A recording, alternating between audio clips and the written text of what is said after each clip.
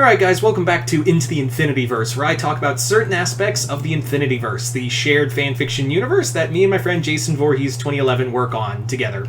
So, this time around we're going to be bringing back another video, because I have a little more I can say about it, and we're going to talk about Star versus the Forces of Evil. Yeah, now I did do a Star versus video way back, but now we've kind of furthered the stories along, and I want to tease some more stuff that we're going to be doing with Star.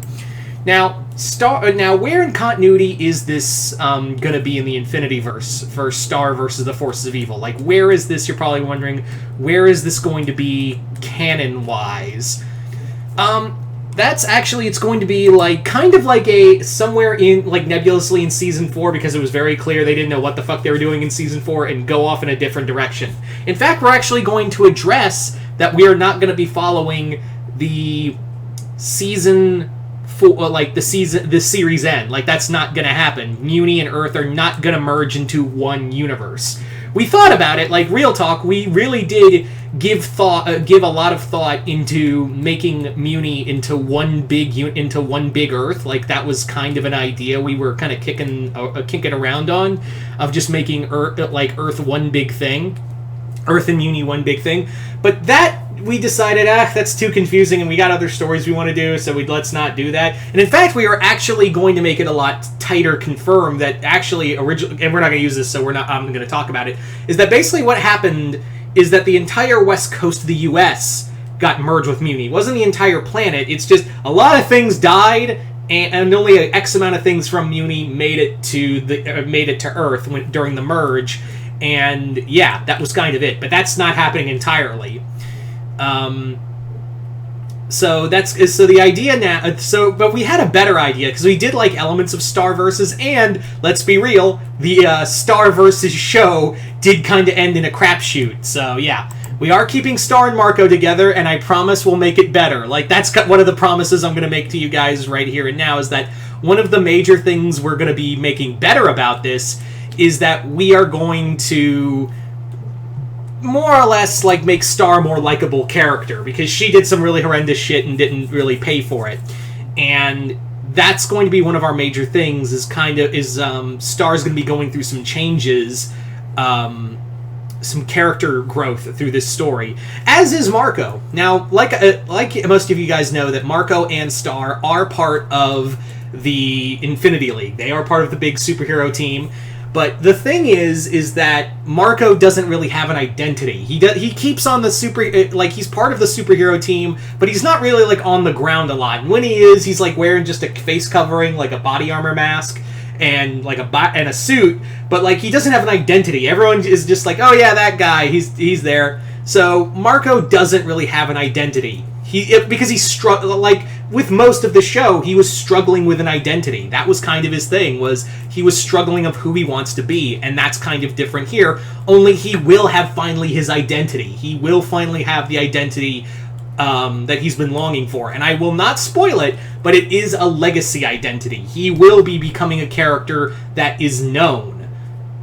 And I will say that character did make an appearance in one of the stories so far, in the story Infinity League No Road Home. If you're reading, yeah, that character is in there. And some of you might guess who Marco might become at this point, but I'm not going to spoil who it is. But Marco is taking a legacy identity and changing it drastically.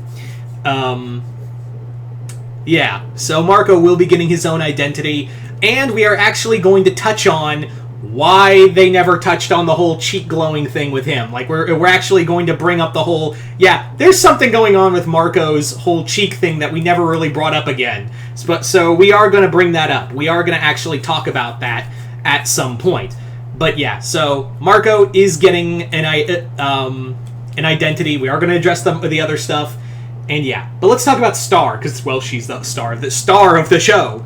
Star is going to be going, like I said, some character arc changes as well. In fact, she's actually going to be getting a new weapon. She's not getting a wand anymore. It's like, I don't need a wand anymore, I need a weapon. So Star is going to be getting also a major power boost later on. She's going to be very much like our Thor of the Infinity League. That was like when we were building the Infinity League, Jason and I were like, yeah, Star is straight up our Thor. She's our Thor Odinson. And that, by proxy, means that Muni is like our Asgard. It's a lush, magical world full of deep lore and whatnot, so we wanted to play with that. We wanted to really have a lot of fun with that. Now, so yeah, Star is going to be going through some character growth. She's going to become more powerful later on, but that's going to bring in some new challenges along with that. So I'm not going to say what it is, but yeah. So Star, like I said, she's going to be like the Thor of this series. In fact, I did actually, just a minor thing, there is going to be a fight between Star and a super powerful being in the Dark Phoenix storyline. I wrote that ahead of time, and I listened to, because again, going with the whole Thor thing, I listened to Amon Amarth's Twilight of the Thunder God while listening to it. It came out pretty awesome. Like, I was and I also read, for reference, a lot of the Donny Cates Thor comics. So I really did. I really went full, like, let's make this like a big battle between these two characters. Anyway, so like I said, Muni's like our Asgard. Eclipsa is Queen. And it's going to be a little more palatable, rather than she's actually, like, we're actually going to be like, nah, she's an actual ruler, and not, like, just carrying for Globgor. There's going to be like, yeah, I care about this. And Moon, as you guys know, I've talked about this, is that she was a part of the Illuminati, which was a secret group that also had Ozpin, Optimus Prime, Rose Quartz, Washu, her, and Ford Pines. Were all part of this secret group that that basically kind of shaped the Infinityverse in one way or another. But their big thing was they caused the Phoenix. They caused everything in the Dark Phoenix. Like, everything that happened was directly because of them. Like, it was directly because of them. So yeah, there you go on that.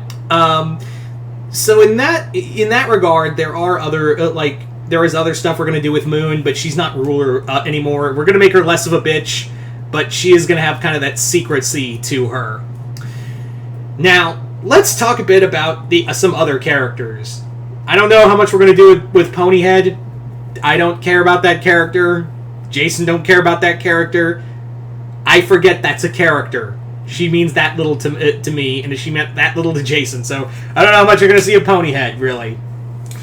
Now, there is another character that's been... Two other characters, of course, we're going to address in here, is that, yes, we have Janna. Janna in here, Janna has become the Merrick, a.k.a. Merrick Ishtar, a.k.a. the Sorcerer Supreme of our universe. She has become Merrick's...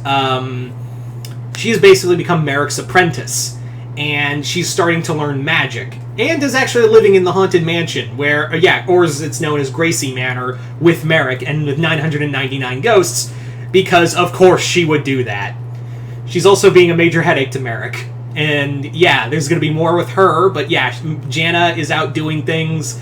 And Tom recently, recently, and that was in Team Up, was that in our continuity, the Underworld is like the suburbs of Hell. Like, it's Hell adjacent. So that kind of explains, because as I've stated in these videos, is that there's only one heaven, one hell, and it's a gateway for the multiverse. So, talking about the Underworld means you have to talk about, like, the connection with heaven and hell.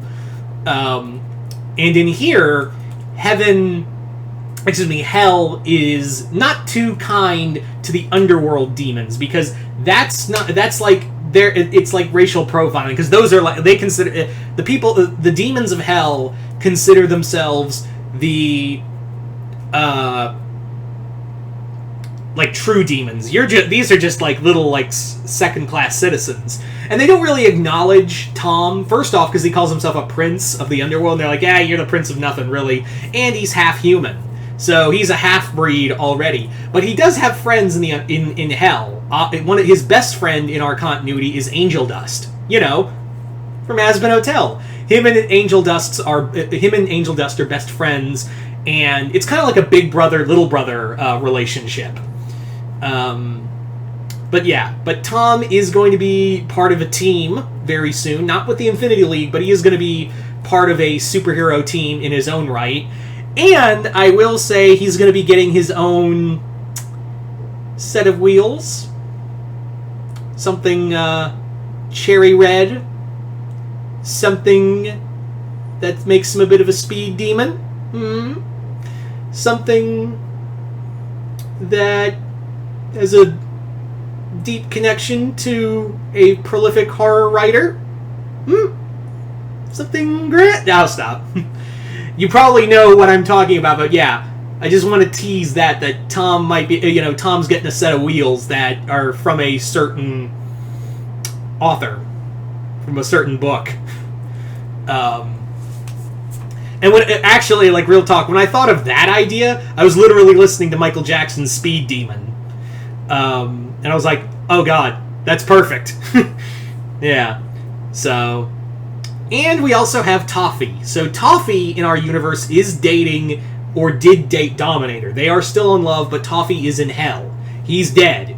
And he's now living at Hazbin Hotel. But what his schemes are, I will not spoil. I'm not going to spoil that.